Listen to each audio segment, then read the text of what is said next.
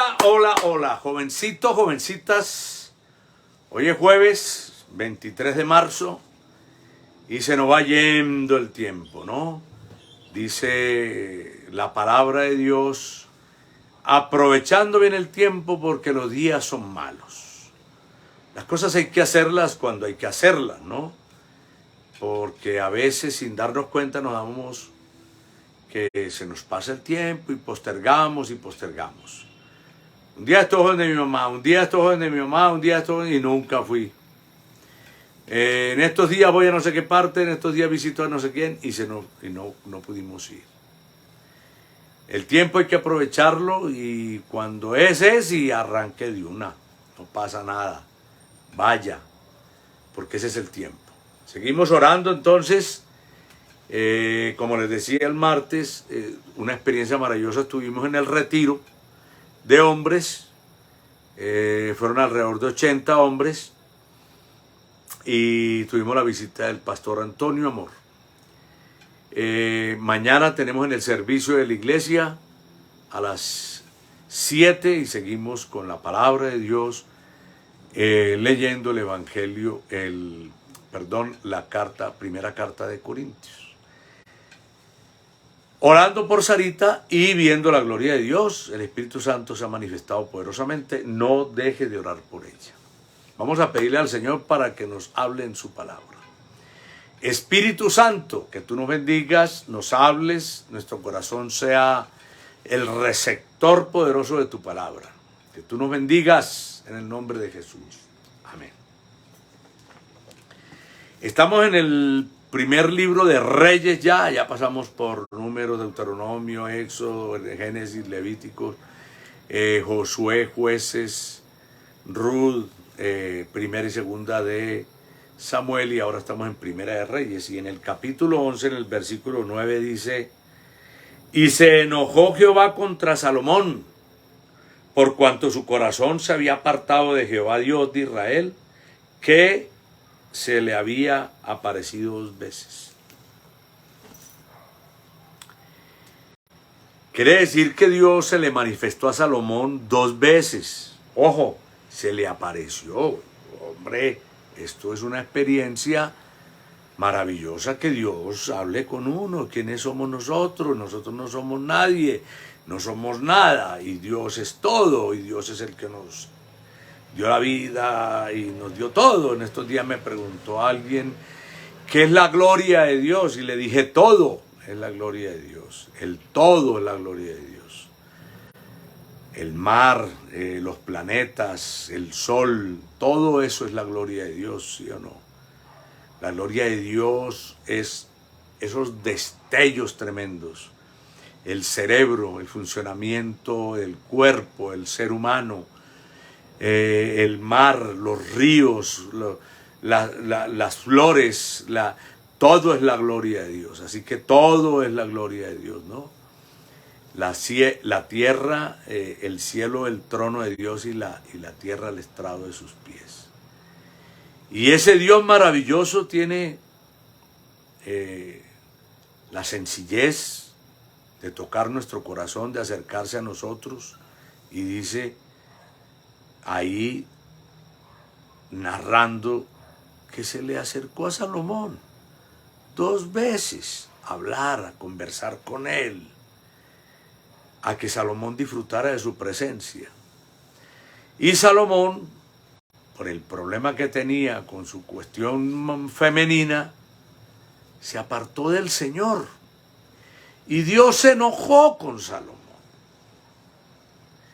Es muy interesante porque Dios se enoja, Dios se pone bravo.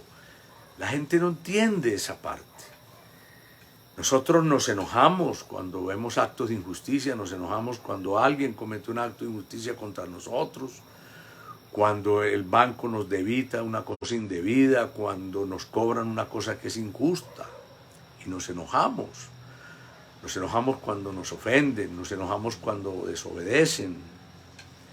Y ese enojo nuestro es parte de ese carácter de Dios que ha compartido con nosotros cuando Él dijo que nos había hecho a imagen y semejanza. Dios también se enoja con nosotros.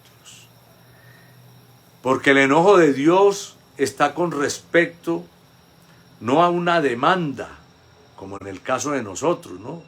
Demandamos justicia, no, Dios no está demandando nada, porque Dios no necesita nada. El enojo de Dios es más bien el enojo desde la protección, ¿no? Desde que nos advierte, que nos habla, que nos dice, para cuidarnos, y no le obedecemos. Dios se le había presentado a Salomón, le había advertido, su padre también, que guardara los preceptos, que guardara los mandamientos, los testimonios, que guardara los decretos de Dios. Y él, por este asunto femenino, de que le gustaban tanto las mujeres, pues desvió su corazón. Dios se enoja porque él está, no porque le desobedece exactamente, sino porque él corre el riesgo, ¿cierto? Que fue lo que pasó con él, de manifestarse en él los conflictos, la incertidumbre, la enfermedad. Cuando Dios dice que no forniquemos, no es porque no quiere que disfrutemos el acto sexual, es porque eso en sí lleva unos riesgos, la fornicación. Las personas que están acostándose con una persona y con otra, pues tiene un riesgo propio. Dios se enoja no porque yo fornique, sino porque yo estoy corriendo un riesgo y no estoy entendiendo esa advertencia. Dios se enoja con Salomón porque él no advierte el riesgo. Porque le está cuidando, Dios se enoja. ¿Cierto? Como cuando yo le digo a mi hijo, no te subas ahí, que te vas a matar, que te vas a caer, ¿sí o no? Le estoy diciendo y me pongo enojado con él porque es que él está corriendo un riesgo al subirse ahí. Salomón, al desobedecer a Dios, Salomón y nosotros, al desobedecer estamos corriendo un riesgo nosotros. Puede que no se caiga, pero puede que sí se caiga. Si no se cae no pasa nada, pero si se cae se puede matar. Ese es el enojo de Dios. El enojo de Dios es la protección, el amor. Por eso Dios dice en Hebreos 12, Dios al que ama disciplina.